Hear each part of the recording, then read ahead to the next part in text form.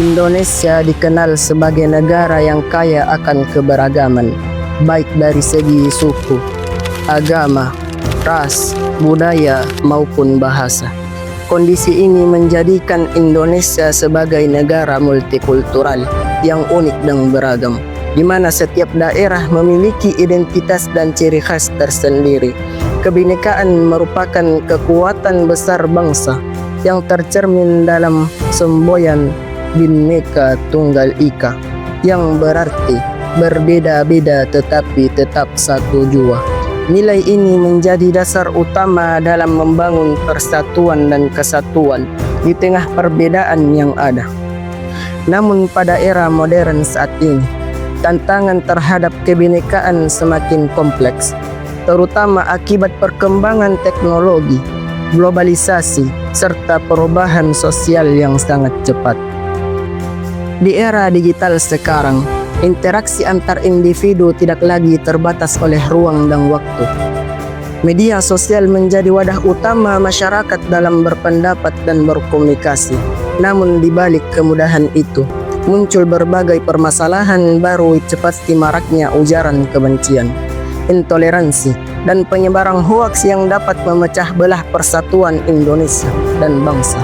Perbedaan pandangan politik, keyakinan, dan budaya seringkali diperbesar melalui media daring, sehingga mengancam nilai-nilai kebinekaan yang telah lama menjadi fondasi kehidupan berbangsa dan bernegara. Hal ini menunjukkan bahwa semangat multikulturalisme perlu terus dijaga agar tidak terkikis oleh pengaruh negatif era modern. Berbicara mengenai kebinekaan dan multikultural, pasti ada begitu banyak konflik dan isu-isu. Oleh karena itu, melalui debat ini, kita akan mengkaji secara kritis apakah pendidikan multikulturalisme perlu dijadikan sebagai mata pelajaran wajib di jenjang sekolah untuk menanamkan nilai toleransi sejak dini. Menurut saya, pendidikan multikulturalisme harus menjadi mata pelajaran wajib di jenjang sekolah. Indonesia adalah negara yang sangat beragam, yaitu beragam suku, budaya, agama, dan bahasa. Jika toleransi tidak ditanamkan sejak dini, maka potensi sosial akan semakin besar.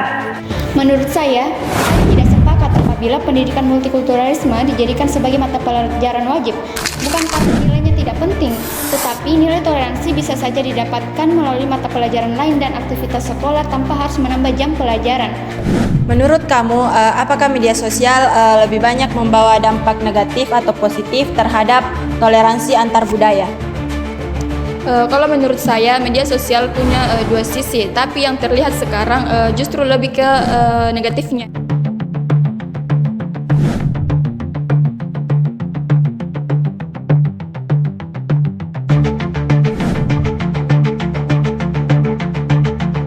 Perbedaan budaya sering disalahpahami, munculnya stereotip, bahkan ujaran kebencian yang memicu konflik.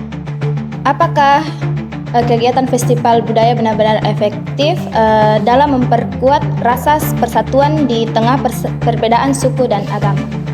Menurut saya, festival budaya sangatlah efektif di kalangan masyarakat, karena dengan adanya itu kita dapat mengembangkan kreativitas masyarakat serta dapat mengedukasi kepada masyarakat dan dapat kita merealisasikan ke pancanegara.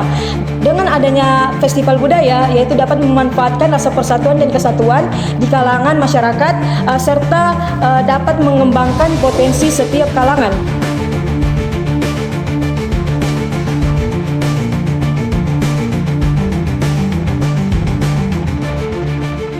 Menurut Anda, apakah perusahaan perlu menerapkan kebijakan khusus untuk menjamin keberagaman budaya, agama, dan gender di tempat kerja?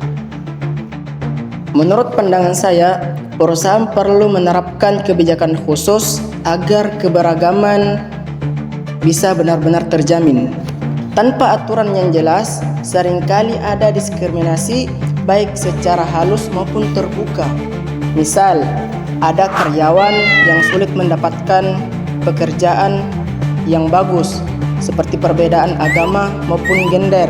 Dengan kebijakan yang tegas, semua orang bisa mempunyai kesempatan yang sama. Yang penting adalah membangun budaya kerja yang secara alami menghargai perbedaan.